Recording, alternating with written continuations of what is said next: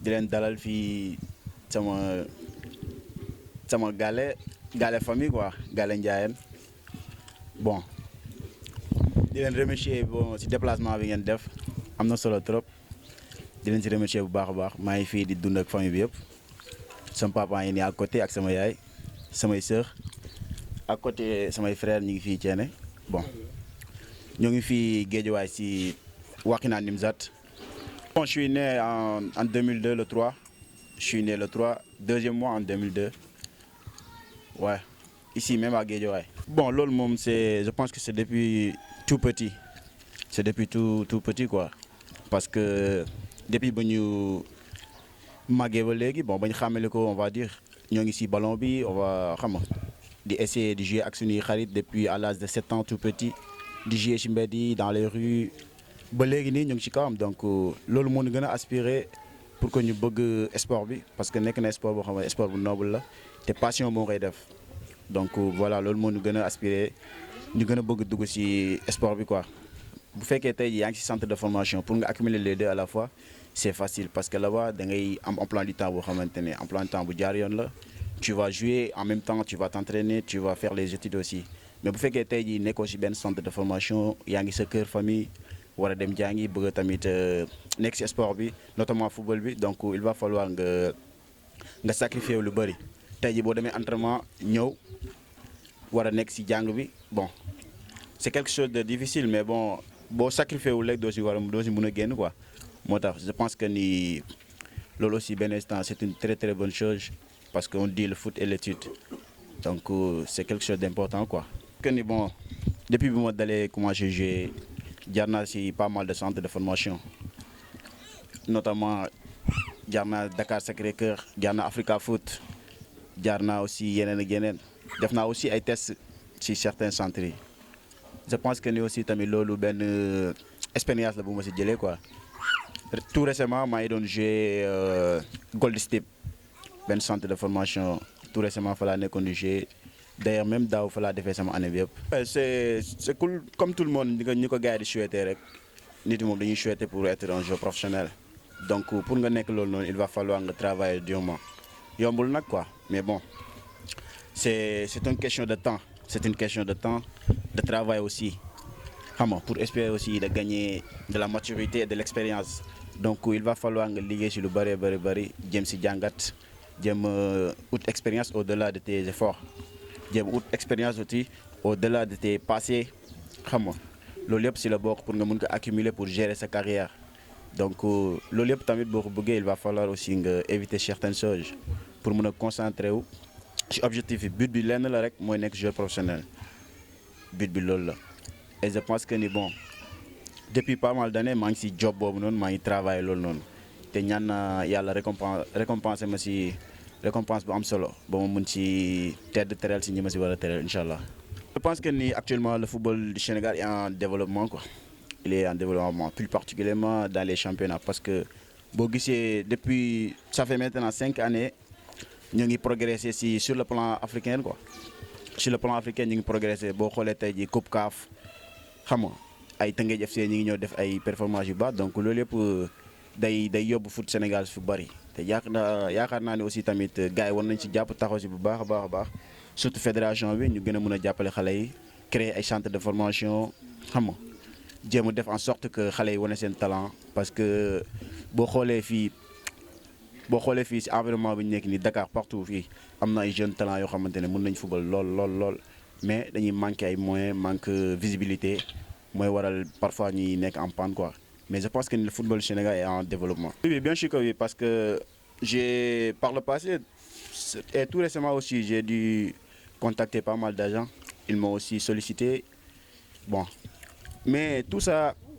bon, maa ngi ci waxtaan ak sama entourage di jéem a xool na lay gérer situation bi na lay gérer carrière bi parce que tey jii lépp looy dugg rek war nga ci waxtaan ak say entourage genre affaire yooyu noonu parce que moo lay permettre nga boo ci duggee après bon doo ci am benn regret.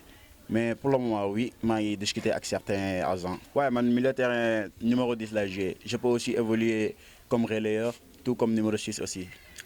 Je peux évoluer toutes les postes qui sont dans l'entrejeu du terrain. Donc, lolo aussi, si ça me fort, il a beaucoup. Alors, on sent que c'est début break. depuis tout petit ñu ngi football ñu ngi seetaan football donc forcément doo ñàkk ay idole sur le terrain ñoo xamante ne bëggal nga leen seen bopp def nga leen comme idole ñoom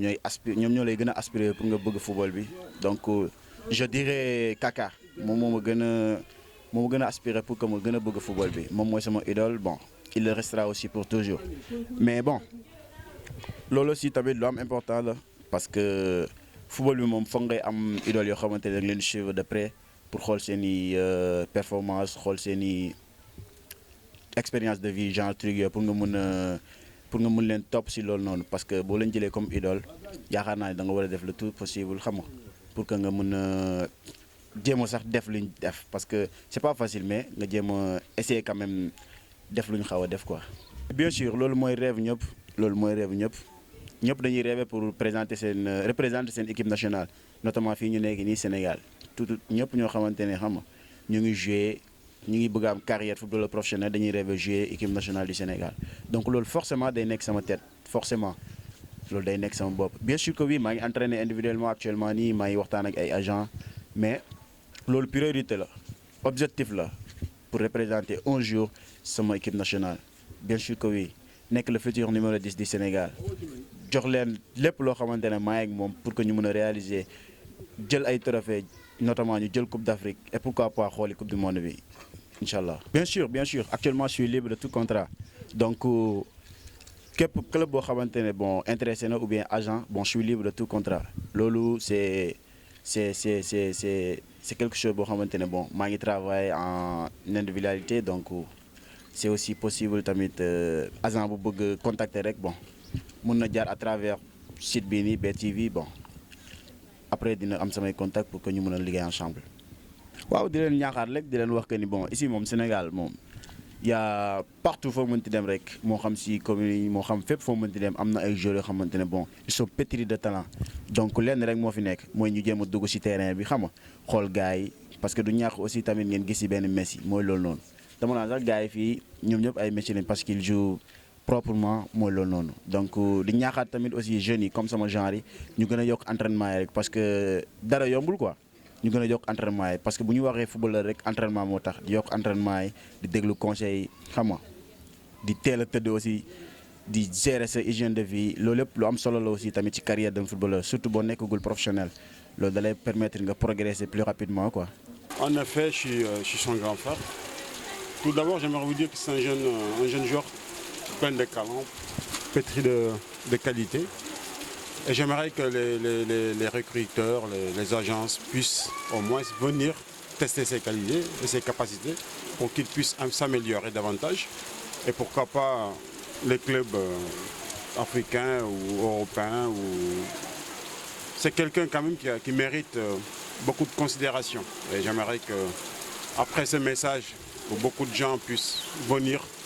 regarder ce jeune joueur qui a beaucoup de qualités et beaucoup d'avenir. Ces qualités, c'est des qualités intrinsèques comme beaucoup de grands joueurs.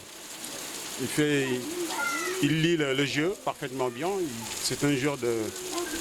un relayeur qui sait vraiment montrer ses qualités sur le terrain. Et donc, un grand passeur qui fait les dernières passes. Donc, je pense que c'est à suivre quand même, tout compte fait. Ouais, pour les intéressés, bon, actuellement, comme je dis tout à l'heure, bon, je suis libre de tout contrat. Bon, donc, pour les intéressés, vous pouvez me contacter avec mon tuteur. Bon,